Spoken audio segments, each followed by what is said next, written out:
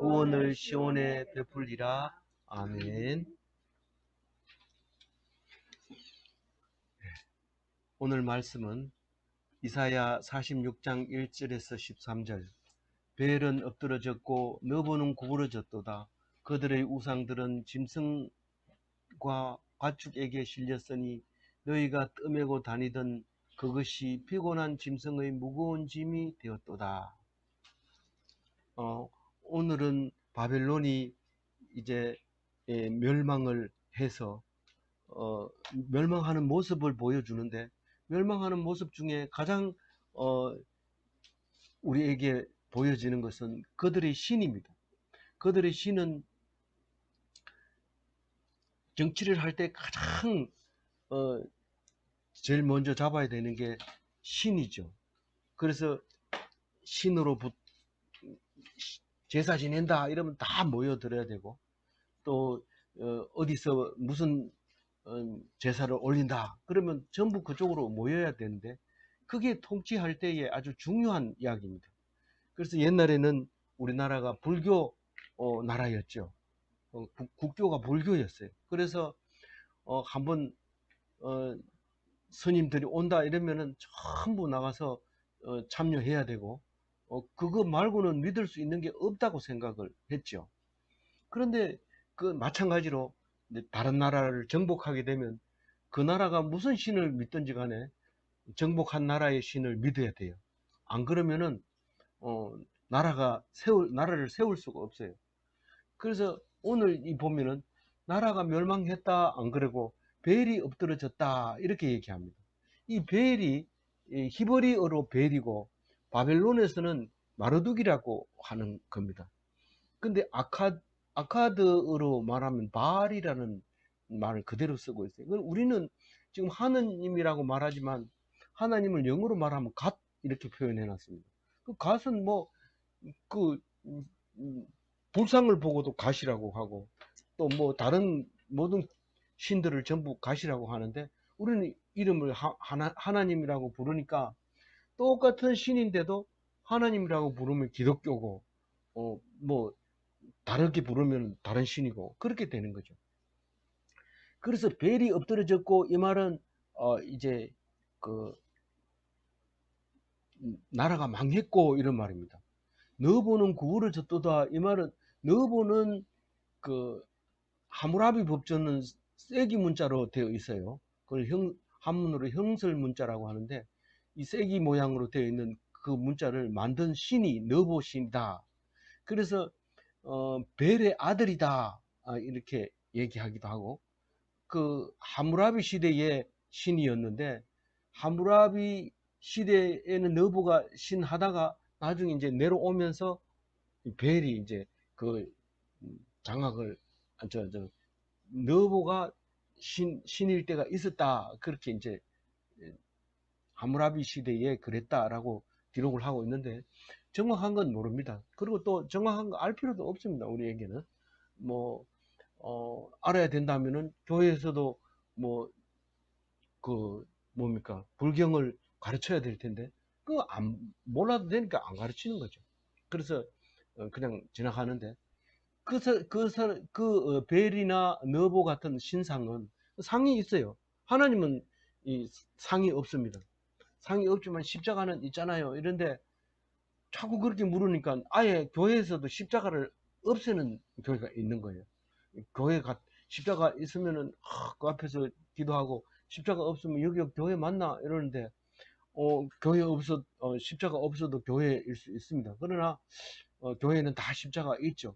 최소한 아무리 그래도 표시는 있어야 되지 않느냐. 우상은 아니지만 표시는 있어야지. 그리고 십자가를 세워놓는 거죠.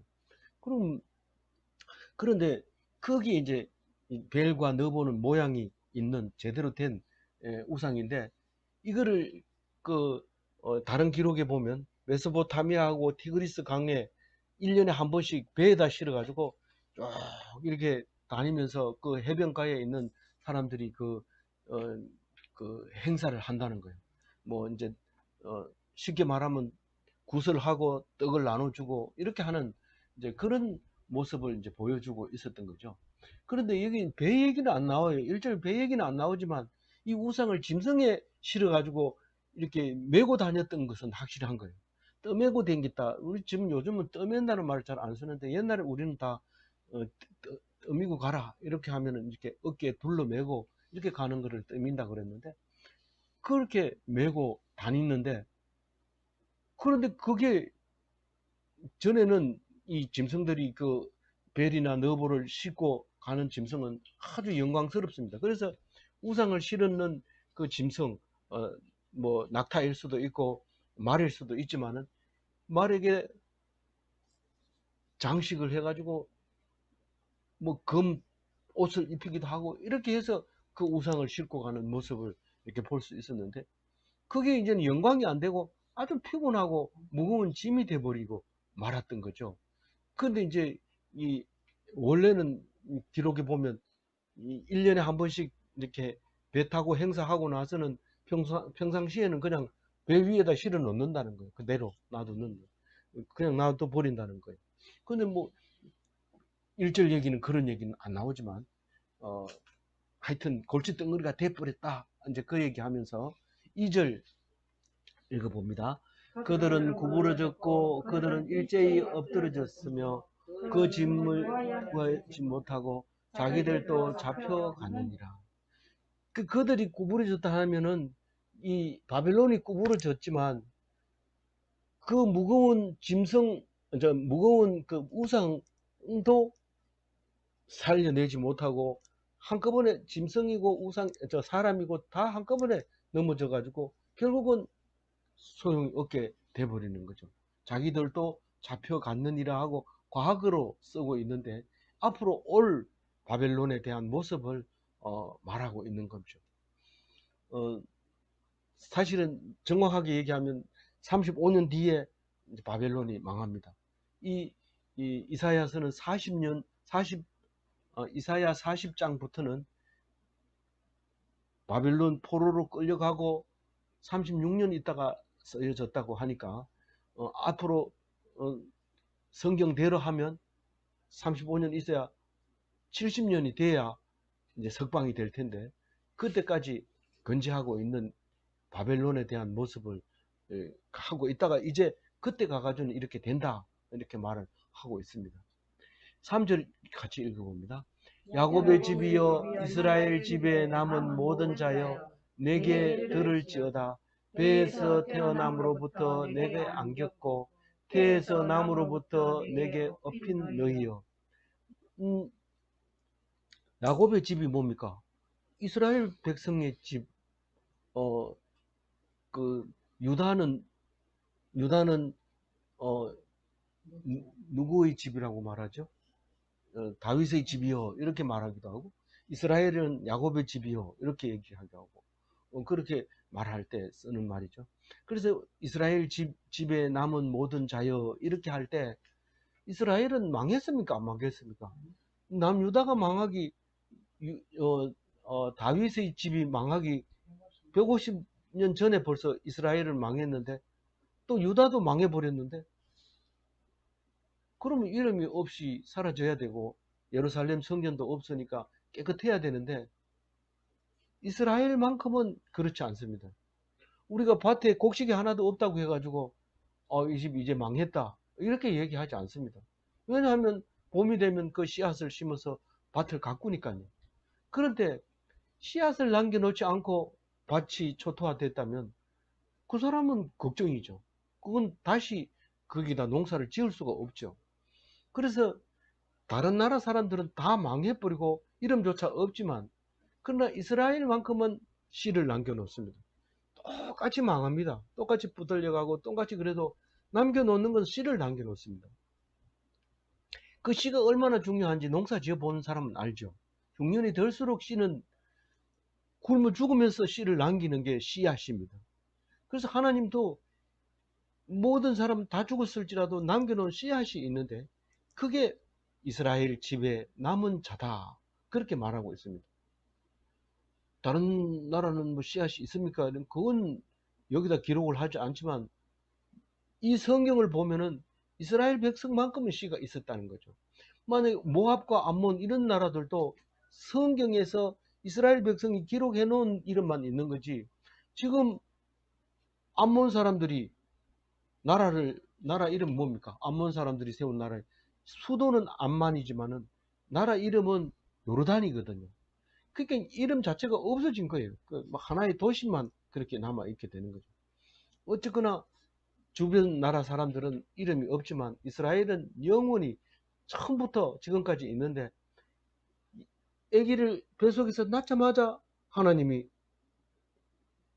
먼저 안았어요. 이렇게 안아줬어요. 아버지가, 엄마가 아기를 낳아주면 아버지가 이렇게 안고, 그래서 태에서부터 남에서부터 엄마가 아버지가 업어요.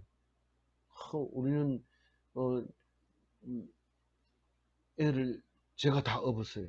업어가지고 애가 울면은 밖에 나와서 업고 있고, 신영이를 업고 있고, 아내는 방 안에서 침대에서 쿨쿨 자고 그랬어요.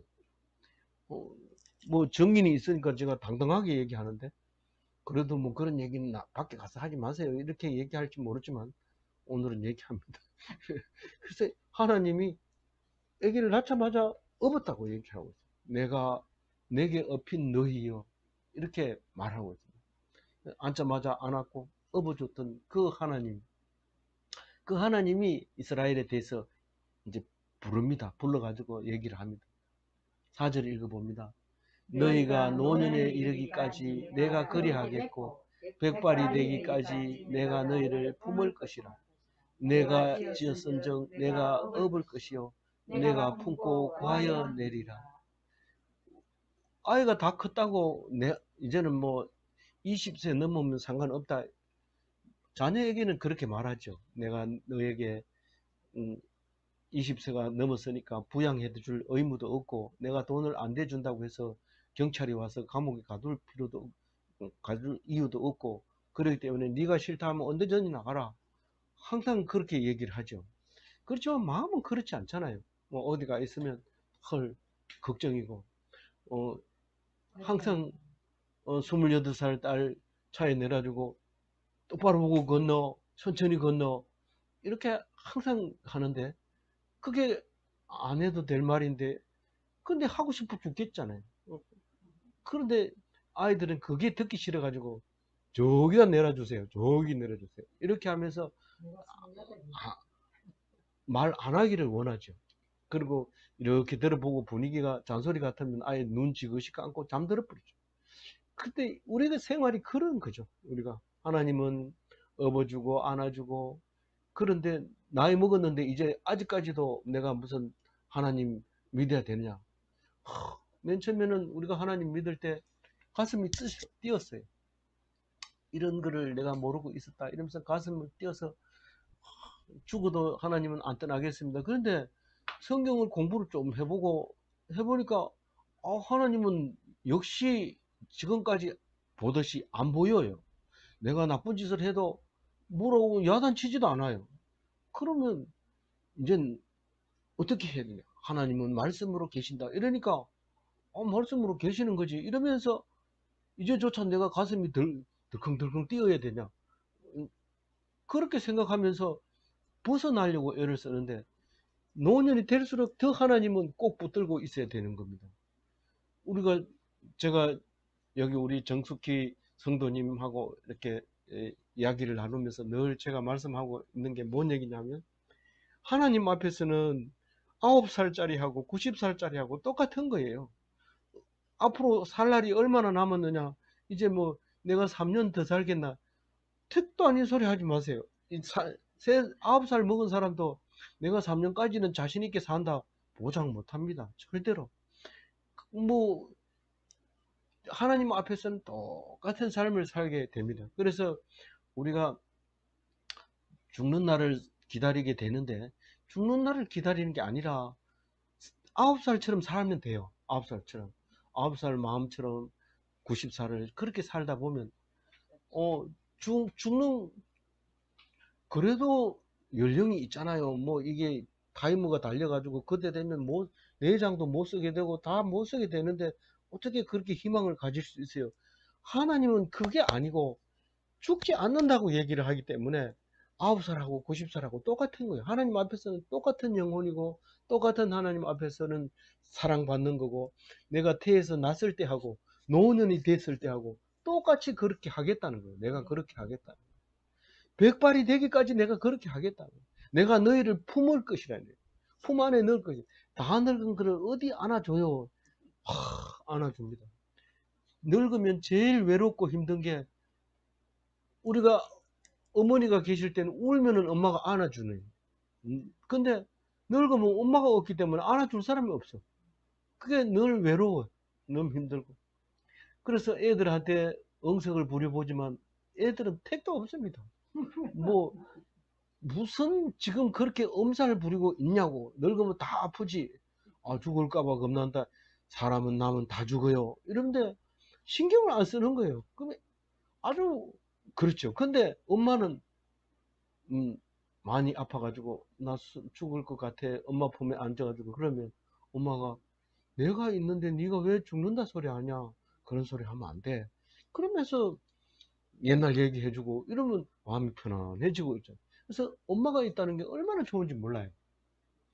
그래서 장집사님 보고 내가 맨날 참 복이 있는 사람입니다. 그 나이에 부모가 있다는 거는 사랑할 수 있는 기회가 있고 사랑한다고 말할 수 있는 기회가 있지만 없는 사람은 말할 기회조차 없습니다. 그래서 늘 기도하면서 하나님하고 하는 천국 가서 만나려면은 말씀을 듣고 음, 예수를 믿도록 해야 됩니다. 그래서 우리가 토요일 되면은 또 갈 때 같이 가고 그래서 얼굴을 보고 오늘 같은 날은 이렇게 오셔서 우리들과 함께 예배 드릴 수 있게 해주셔서 참 감사합니다. 또 기도한 대로 말한 대로 또 하나님께서 인도해 주셔서 세례를 받게 해주시고 뭐 초짜 목사보다 또 오래된 목사한테서 세례를 받게 되어서 더 기쁘고 어, 우리는 그냥 뭐 그냥 살라고 그랬어요. 그랬는데 주변에서 성대하게 결혼식을 해주니까 얼마나 기쁜지 모르죠. 그래서 어, 없으면 그냥 물 떠놓고 우리 식만 올리고 그냥 하려 했는데 그래도 코로나 때문에 사람들을 많이 부르지는 못했지만 그래도 장로님들과 목사님들과 정식으로 이렇게 세례를 받게 해주셔서 감사합니다. 제가 가보지는 못했지만 축하드리고 앞으로도 9살짜리 성도처럼 90살을 성도가 돼서 남은 생활을 남은 생애를 죽으면 그만이지 뭐 이런 말은 절대 하면 안 됩니다. 죽으면 그만이 아니고 9개월짜리 귀엽잖아. 그 영원히 죽지 않는 삶이 이 그리스도의 삶입니다. 정말 믿으면 죽었더라도 3일 만에 다시 살아난다는 것을 알아야 됩니다. 믿음이 중요하지 진짜냐 이래 물으면은 네 안 믿고 있구나 이런 소리이기 때문에 진짜냐 이래 묻지 마세요.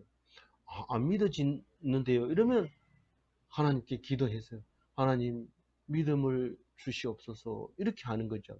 안 믿어지는 게 누구도 도와줄 수 없어요. 도도 도와줄 수 없어요. 그러나 하나님은 도와줍니다. 내가 너를 낳았다. 내가 너를 창조했다. 다른 사람은 다 40세에 죽은 친구, 50세에 죽은 친구, 60세에 죽은 친구, 80세에 죽은 친구가 있지만 내가 너를 사랑해서 내가 이 소리 내게 들려주려고 90세까지 살려놓았지 않느냐. 그러면 생각해보면 그 은혜가 눈물 나도록 기쁘죠. 그 숨 질 때까지 기뻐하는 게 좋겠어요. 미워하고 원망하고 그러면서 살다가 죽으면 좋겠어요. 어떤 게 좋겠어요? 기뻐하고 감사하고 좋아하면서 그렇게 살다가 나는 안 죽는다. 내가 잠시 일찍 갈 테니까 가서 보자. 잠시 이별인데 뭐 울기는 왜 우니? 이렇게 하면 자녀들이 너무 기뻐하고 어머니는 천국 가서 얼마 뒤에 우리는 만날 거야. 이렇게 하면 너무 좋잖아요. 그래서 믿지 않는 자녀에게 말씀을 전하고 우리 천국 가서 만나려면 믿어야지. 우리 영감도 그때 우리 딸이 와서 했을 때 아멘 했는데 가면 만난다니까 그거 가서 만나가지고 영감 믿을 때 믿었기 때문에 나도 믿고 영감이 여기 있을 줄 알고 왔어요. 이러면서 만나가지고 하지 못했던 얘기 다 하고, 사실 살아계셨을 때는 얘기할 얘기가 없는데 돌아가시고 나니까 왜 그렇게 하고 싶은 말이 많은지, 이 얘기도 못했네, 저 얘기도 못했네. 하면 돼요. 이제 가서 만나서 하면 돼요. 그때 만나가지고 뭐 할 얘기 있었는데 뭐 얘기더라 이러지 말고 생각하고 하나님 영감 만나면 이 얘기 안 잊어버리고 기억하고 그 얘기 할 수 있도록 해주세요. 깜빡깜빡 하지 말고 자꾸 기도하면 정신이 맑아져가지고, 딴 사람은 자꾸 헛소리 하지만 예수 믿는 사람은 정신이 맑아서 할렐루야, 아멘, 감사합니다, 고맙습니다, 그럽니다. 그러면 옆에 사람들이 다 좋아해요. 근데 화내고 미워하고 원망하고 이러면 저 도망가자 이러고 다 도망가 버리면 점점 외로워져요. 그래서 하나님 앞에서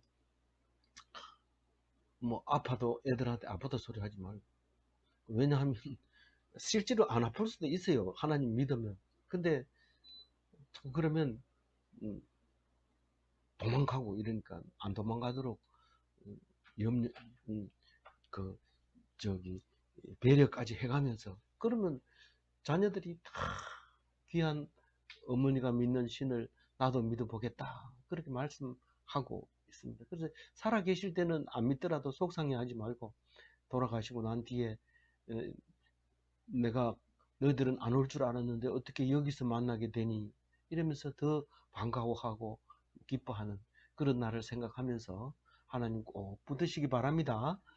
예. 하나님, 예, 5절 읽어봅니다. 너희가 나를 누구에게 비기며 누구와 짝하며 누구와 비교하여 서로 하게. 하나님이 내가 유일하다고 아무리 얘기해도 자꾸 딴 사람하고 비교해. 교회 기껏 설교를 하고 예배를 같이 드렸는데 졸업하고 난 뒤에 몇 년 뒤에 와가지고 교회 다니나 안 다녀요. 그래 놓고는 뭐 자기가 먼저 얘기를 합니다. 교회나 절이나 아무 뭐래도 믿으면은 좋지요. 죄도 안 짓고 이렇게 얘기하는데 더 이상 얘기 안 했어요. 이놈이 이렇게 돼 버렸구나. 그러면서 놔둬버리는데, 우리가 엄마가 아들이 우리 엄마는 이렇고 다른 엄마는 이렇고 다른 엄마하고 비교하면 엄마가 속상하죠. 엄마가 공부도 안 했고 못생겼고 뭐 잘해주지도 안 하고 자꾸 이렇게 딴 엄마하고 비교하면 참 마음 아픕니다. 근데 사실 그걸 모르니까 엄마도 이 아들을 자꾸, 내 친구 아들은 참 잘생겼고 공부도 잘한다더라, 엄마 친구 아들은 막 다 잘생긴 거예요. 근데 엄마 입으로 늘 그런 생각했다는 거예요. 그 엄마 때문에, 엄마가 죄를 지으니까 자식들이 늘 엄마를 비교하면서 엄마가 나한테 해준 게 뭐 있냐, 해준 게가 나 한 것만 보다 잘해준 게 뭐가 있어요. 근데도 맨날 앉으면 해준 게 뭐 있냐고 맨날 지각하게 하고 도시락 나쁜 거 싸주고 뭐 이런 얘기하고, 우리 입에 익었어요, 나쁜 것만. 응. 둘이만, 우리 부부 사이에도 만나가지고 만나자마자 잔소리 하는데 자세히 조사해 보면 참 기분 나쁜 얘기, 옳지 않는 거, 뭐 그러니까 되겠나 뭐 이런 얘기만 자꾸 하는데, 그게 죄인이 있거든요. 내가 뭔 죄가 있어요? 그게 죄인이라는 증거죠. 그래서 너희가 나를 누구에게 비깁니까 안 비깁니까? 비긴다는 거예요. 하나님을, 이스라엘 백성은 맨날 그 다른 데는 가면은 이름 써서 올리면은 다 이름 써가지고 붙이는데, 교회는 뭐 이름도 쓰지 마라 그러고 이름 써가지고 내면 생색 낸다고 뭐라 하고, 왜 그럽니까? 나도 좀 폼 좀 잡고 싶은데 교회는 헌금 낼 때 뭐 이름 써가지고 내서 누가 냈는지 적어 놓긴 하지만은 사실은 전에부터 이름을 무명으로 쓰는 게 그 미덕이었어요. 그 전부터. 근데 사실 뭐 하나님 앞에서 보면은 이름 써가지고 내면 안 되죠.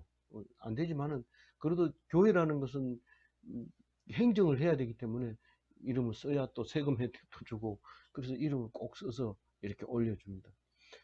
그랬을 때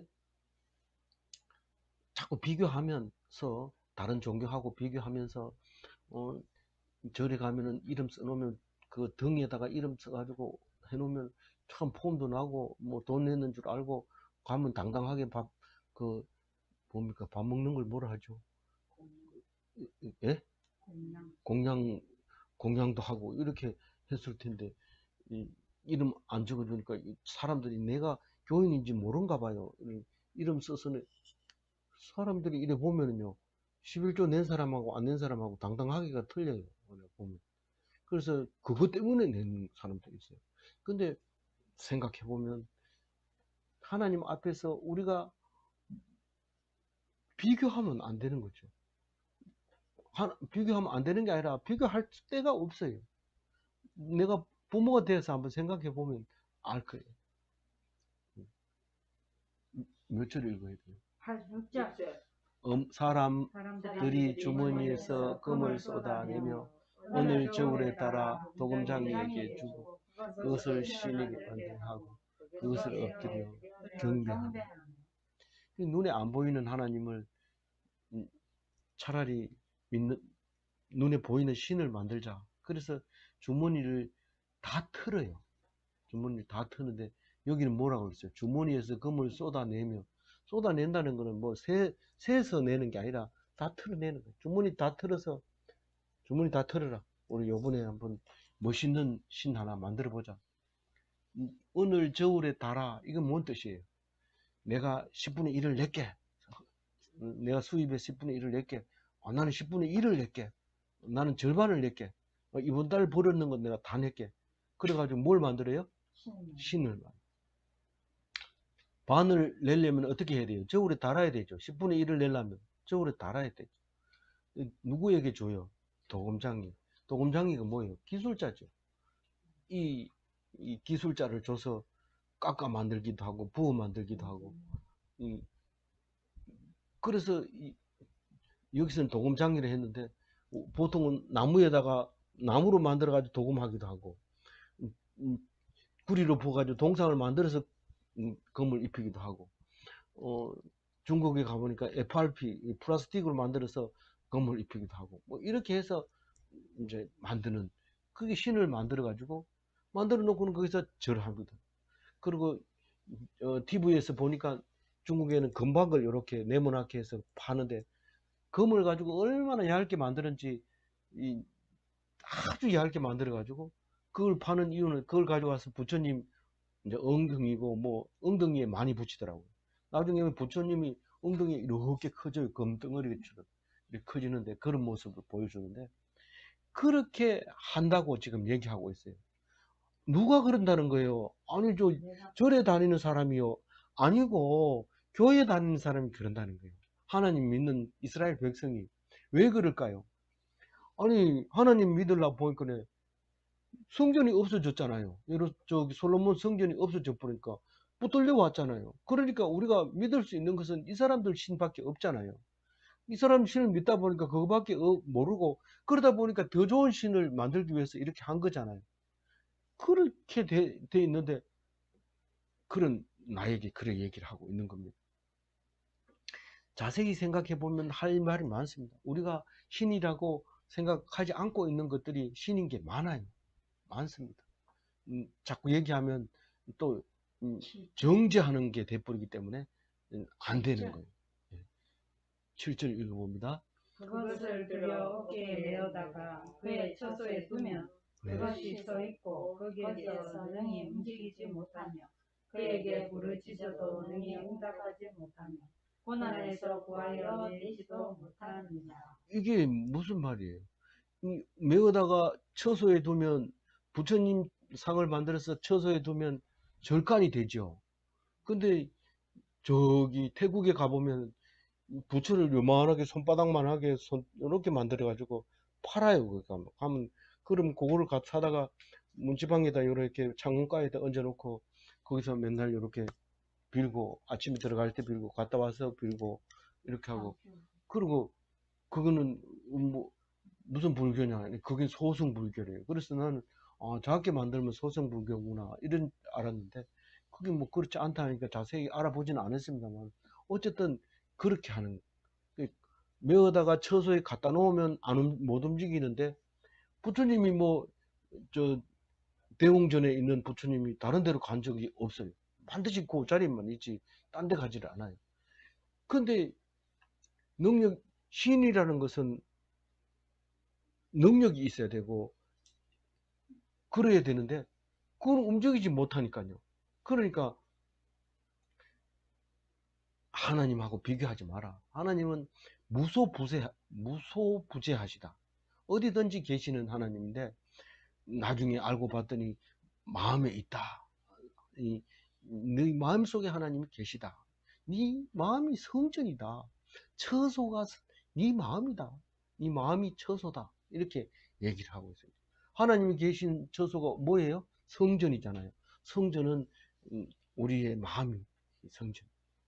그래서 네가 성전의 벽돌이 되라. 이렇게 얘기해요. 그런데 움직이지도 못할 뿐만 아니라 소리 지르면 대답해야 안 해요. 그러면 하나님은 하나. 하나님이 하지. 기도하면 바로 말씀으로 응답하시고 우리가 하나님 말씀 어디 하느냐. 성경 쳐봐라. 그 속에 하나님 말씀이 그대로 한다. 근데 그걸 읽었는데 가슴을 치면서 귀가 멍멍해지면서 나를 보고 한다는 소리를 대본에 듣게 되는 거죠. 그게 하나님이다라는 거예요. 그리고 성경을 읽으면은 고난이 도망가요? 더 찾아와요? 고난에서 구해내는 게 하나님 말씀, 말씀으로 계신 하나님. 그래서 말씀을 자꾸 읽으면 그 고난이 가벼워지고 죽음도 두려워하지 않아지고 그렇게 되는 거죠. 8절 읽어봅니다. 너희 개혁한 자들아 이 일을 기억하고 장구가 되라. 이 일을 마음에 두라. 이 일이라는 것은 지나간 일일 수도 있어요. 그런데 지금 다음에 적어놓은 일도 말하고 있어요. 이제 앞에 거냐 뒤에 거냐 정확하게 꼭 집어서 얘기를 할 수 없지만, 그러니까 장부가 되라 이 말은 무슨 뜻이에요? 대장부가 되라는 뜻은 권위를 가져라. 그런 말이에요. 뭘 가지고? 말씀을 가지고 좀 대담해져라, 담대해져라. 그런 말입니다. 맨날 징징 짜고 울고 이러지 말고 좀 말씀 속에서 당당해져라. 그렇게 얘기를 하고 있습니다. 그리고 이 말씀을 마음속에 두고 있으라는 거죠. 무슨 말씀을 하시는지 9절을 읽어봅니다. 너희는 옛적 일을 기억하라. 나는 하나님이라. 나 외에 다른 이가 없느니라. 나는 하나님이라. 나 같은 이가 없느니라. 계속해서 어제도 나 같은 이가 없다고 얘기를 했고 오늘도 그러고 나밖에 없다고 해요. 아이를 낳는데 이 엄마에도 낳고 저 엄마에도 낳고 그렇습니까? 하나밖에 없어요. 아버지는 이 사람인지 저 사람인지 모를 수도 있어요. 엄마만 알긴 하지만 엄마도 모를 때도 있어요. 근데 엄마 아들인 거는 그건 두말할 것도 없어요. 두 사람이 하나를 놓을 수 없으니까요. 그러니까 오직 나밖에 없다. 너를 낳은 건 나밖에 없다. 옛적에 내가 너를 낳아서 안아주고 길러줬던 것을 기억해라. 그러면서 얘기를 하고 있는 거죠. 10절 읽어보죠. 내가 시초부터 종말을 알리며 아직 이루지 아니한 일을 옛적부터 보이고 이르리라. 나의 뜻이 설 것이니 내가 나의 모든 기뻐하시는 것을 이루리라 하였노라. 이게 이제 오늘 중심 말씀이었는데 우리가 나중에는 어떻게 될지 몰라 이런 하나님은 한 번도 그런 적이 없다는 거예요. 일을 시작하면서부터 종말을 알려. 바빌론이 일어나기 전부터 동방에서 일어날 것이다. 그러나 그 나라가 망할 것이다. 그렇게 처음부터 얘기한 것처럼 그렇게 지금 말하고 있는. 너희들은 태어났지만 죽을 것이다. 그런 말을 한 것처럼 거짓말을 숨긴 것이 없이 다 알려줬다는 겁니다. 그리고 이루지 아니한 일을 옛적부터 보이고 아직 이루지 못한 건 언제, 무슨 말이에요? 미래 일을 보여줬다는 거, 미리. 하나님은 항상 그렇게 하는 거예요. 그런데도 그건 보지도 않고, 그거는 듣지도 않고, 어디로 가요? 급하면? 점치로 가는 거예요, 점치로. 남산에 가면은 점치는 골목이 있는데, 그 많은데도, 목사님, 사모님도 온대요, 거기 가면. 그, 비밀로 하고 온대요. 근데, 그게, 하나님은 처음부터 가르쳐 줬는데도 불구하고, 무시하고 듣지도 않고 있다가, 급하면 그걸로 간다는 거예요. 어떻게 될 것 같습니까? 우리 아가 붙을 것 같습니까? 앞으로 나는 어떻게 됩니까? 이런 걸 물어본다는 거예요. 모르는 사람한테 물어보는데, 그거 물어보니까 속이는 거죠. 그냥 속이면, 뭐, 부적 써주면 들고 나가면서, 이게 뭐 힘이 있겠나? 이러면서, 이것도 저것도 아무도 안 믿어. 차라리 그걸 믿으면요. 그걸 믿으면 마음이 편안해지고, 그냥 죽을 때 되면, 죽지만은, 그거조차도 안 믿고, 그냥 하는 짓이 그렇다는 거예요. 돈 주머니 다 털어가지고 만들어 놓고는 주머니 자기 털어가지고 돈 나오는 그것만 자랑하고 있는 거죠. 그게 신이 자기를 도와주는 거 모르는 거 뻔히 알면서도 계속 그런 짓을 하는 거예요. 근데 뒤에 글자가 좀 심상치 않은 말씀이잖아요. 나의 뜻이 설 것이니 내가 나의 모든 기뻐하는 것을 이루리라. 무슨 말인지 말해보세요. 하나님의 뜻이 설 것이고, 네. 하나님이 기뻐하시는 일을 이루시겠다. 그러면 하나님의 뜻은 무엇입니까? 기뻐합니다. 그 얘기하는 거예요. 하나님이 뜻이 설 텐데 하나님은 기뻐하는 것을 반드시 이루리라. 하나님은 말씀하시는 하나님이지만 나쁜 말을 하시지 않아요. 그래서 성경책은 성경이라고 얘기해요. 성경에 나쁜 말이 들어있으면 성경이라고 말을 할 수가 없어요. 하나님이 기뻐하시는 일을 이루실 텐데 기뻐하는 일을 이루려면 어떻게 해야 돼요? 내가 기뻐하면 돼요. 그럼 하나님이 기뻐하는 일을 이루는 거예요. 그래서 우리는 어떻게 해야 돼요? 항상 기뻐해야 돼요. 그게 하나님의 뭐예요? 그게 하나님의 뜻이에요. 이 집에도 붙여놨죠? 예. 잊어버리면 안 돼요. 그거는 신약에서 하도 모르니까 가르쳐 준 거예요. 사도 바울이. 하나님이 그게 하나님의 뜻이다. 라고 얘기를 합니다. 하나님의 기뻐하는 뜻은 네가 기뻐하는 대로 그대로 그 일을 이루어 줄 거다. 그렇게 얘기하고 있어요. 감사합니다. 근데 11절 읽어봅니다. 내가 동쪽에서 사나운 날짐승을 부르며 먼 나라에서 나의 뜻을 이룰 사람을 부를 것이라. 내가 말하였은즉 반드시 이룰 것이요 계획하였은즉 반드시 실행하리라.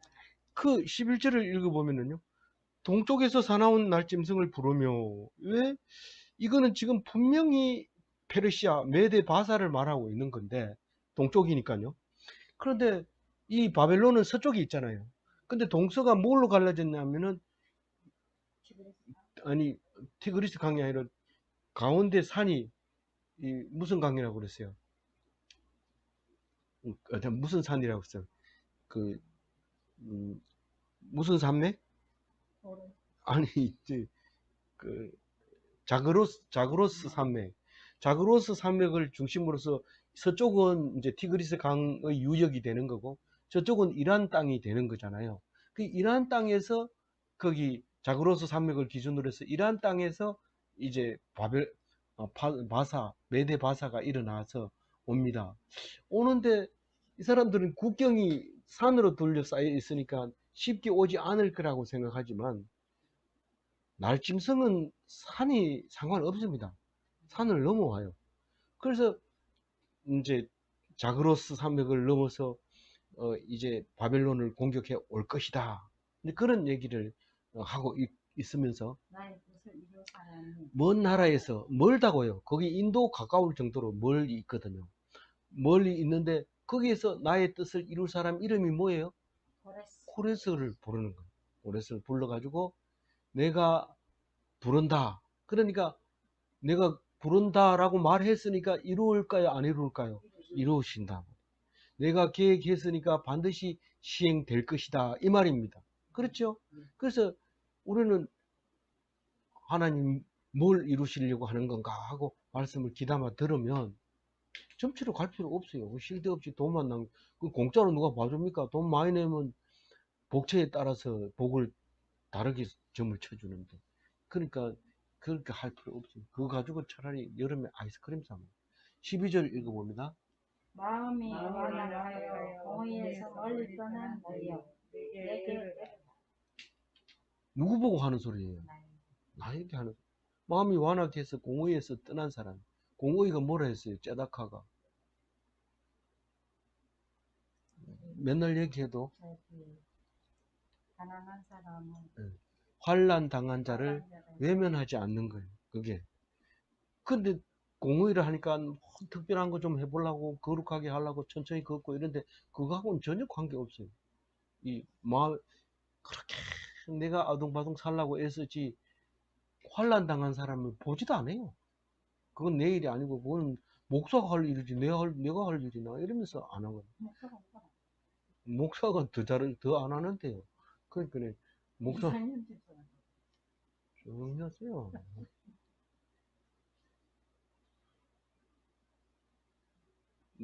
그 사람 보고 저기 공의를 떠난 사람 보고 뭐라고 말해요? 너희여 내게 들으라. 내게 들으라. 들으라 소리를 많이 들어봤죠? 들으라가 뭐예요? 쉐마.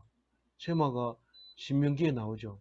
그래서 유대인들은 쉐마 이래가지고 그 문설주에다가 통을 만들어가지고 맨날 그 말씀을 집어넣는 그 쉐마. 네, 들으라.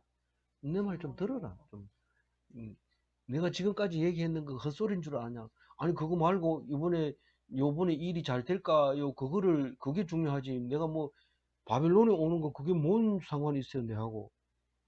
그게 니하고 똑같은 그 지금 계속 반복하고 있는 우리 모습이 똑같아요. 우리가 우주가 있다 하지만은 사실 원자 핵도 그 모양이고 전부 그 모양으로 만들어져 있어요. 중심이 있고 돌고 그러니까 태양계가 있고 태양계 밖에는 은하계가 있고 다 그거를 중심으로 돌고 있는 것은 모습은 다 똑같단 말이에요. 우리가 살아가는 게 다 똑같은 모습으로 가지고 있다는 것을 알아야 돼요. 지금 오늘 하고 있는 게 새로운 게 아니고 전부 옛날에 있었던 거예요. 새로운 게 없어요. 그리고 앞으로도 똑같은 일이 계속 반복될 거라고요. 근데도 성경을 안 보고 자꾸 현실에 집착하니까 힘들고 어렵고 고통스럽고 그렇죠. 그런데 좋은 게 있긴 있죠. 근데 그 좋은 거는 잠깐만 있어요. 성경에 나와 있거든요. 네가 좋은 거는 그 잠깐밖에 안 된다. 그러니까 하나님만 의지해라 이런 말을 하고 12절 읽어봅니다. 아니 13절 마지막 절입니다. 시작. 내가 나의 공의를 가깝게 할 것인즉 그것이 멀지 아니하나니 나의 구원을 지체지 않을 것이라. 내가 나의 영광인 이스라엘을 위하여 구원을 시온에 베푸리라. 이 공의라고 하는 째다카가 환난 당한 자를 외면하지 않는 것이라고 했는데 그게 어디서 나온 말이냐면 이사야 40장 이후에부터 나온 거예요. 그 말이. 이게 하나님이 나의 공의를 가깝게 할 것인즉 이 말은 내가 지금 공의를 베풀겠다는 거예요. 지금 이스라엘 백성은 지금 환난 중에 있어요. 아주 당당해요. 지금 포로로 끌려가 가지고 있는데 거기에 씨앗이 숨어 있을 뿐입니다. 눈에 보이진 않아요. 씨앗이 없는 거. 죽은 나무 가지인지 살아있는 가지인지 겨울에는 몰라요. 그러나 씨가 있는 거는 싹이 나는 거고 없는 거는 그대로 있는 거예요. 그러니까 너희들은 지금 씨앗이 있는데 그 고난이 있을지라도 내가 공의를 세워서 구원하게 해주겠다. 죽지 않게 해주겠다. 살아서 돌아가게 해주겠다. 하나님 나라를 이루게 해주겠다. 그게 나의 구원을 지체하지 아니할 것이라. 그래 놓고 35년이 지나가죠. 나는 이미 깨끗하고 죽었는데 뭐 성경 안 읽어도 될 걸 그랬다 이러지만 사실 이 말씀이 자식에게 손자에게 전해져 내려가면서 하나님의 백성은 죽지 않는다는 말을 믿게 되고 그것으로 말미암아 힘을 얻게 되고 용기를 가지게 되고 기뻐하게 되고 남에게 베풀 수 있게 되게 되는 거죠. 놀라운 능력을 가진 말씀이죠. 만약에 니를 구원하면 내가 어떻게 된다고요? 니를 구원하면 내가 어떻게 된다고요? 니를 구원하면 내가 영광이라는 거예요. 왜요? 나의 힘으로 너를 구원했기 때문에. 그래서 영광과 구원이 같이 일어나는 거예요. 그러면 구원은 안 받을래요? 이러면 뭐가 일어나요? 심판이 일어나죠. 그럼 심판과 구원과 영광은 세 개가 한꺼번에 일어나요. 항상. 그래서 그 일을 내가 이스라엘을 위하여 시온에다 베풀겠다. 그 말합니다. 시온에 뭐 크게 일어나는 거 없어요. 기껏해야 스룹바벨이 와가지고 성전 재건축하겠다 이러는데 그것도 뭐 너무 부실해가지고 솔로몬 성전 어릴 때 보면 얼마나 크게 보입니까? 바벨론 보러 갔다 와서 온 사람은 적어도 80, 70이 다 넘은 사람들인데 그 전에 봤던 성전하고 스룹바벨이 세운 성전하고 비교해보니까 너무 하찮으니까 통곡을 하고 우는 모습이 나오잖아요. 그거를 지금 오늘 얘기하고 있습니다. 그래서 오늘 10절 가지고 정리를 하면 세상은 하나님 뜻을 모릅니다. 알 수 없습니다. 그러나 하나님의 뜻은 항상 기뻐하는 것입니다. 성전 짓는 게 아니고 바벨론 포로에서 풀려나는 게 아니고 항상 기뻐하는 겁니다. 그게 하나님의 뜻입니다. 그것을 이룰까요? 안 이룰까요? 반드시 이루십니다. 이것을 믿고 우리는 기뻐하면서 감사하면서 하나님께 영광 돌리는 그런 성도 되시기 바랍니다.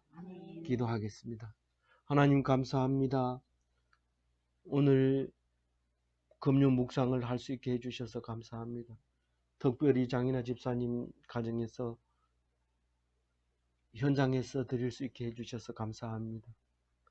무엇보다도 이제 노년에 혼자 계시는 어머니를 모시고 와서 이제 세례까지 받게 해주셔서 감사합니다. 이제는 입만 열면 성경 말씀을 이야기하게 하시고 입만 열면 은혜의 말씀만 이야기하게 하시고 그 입에서 불만이나 걱정이나 염려가 없게 하시고 오직 하나님만 찬송하는 입술이 되게 하여 주옵소서. 우리의 남은 날은 누구도 알 수 없사오나 오직 하나님만 알고 계시고 영원히 나라에 들어가는 그날까지 우리는 기뻐하며 살게 하여 주옵소서. 함께 기도하며 염려하며 걱정하는 모든 형제들 자매들 자녀들 위에도 함께하여 주실 줄 믿사옵고 감사하며 우리 주 예수 그리스도 이름으로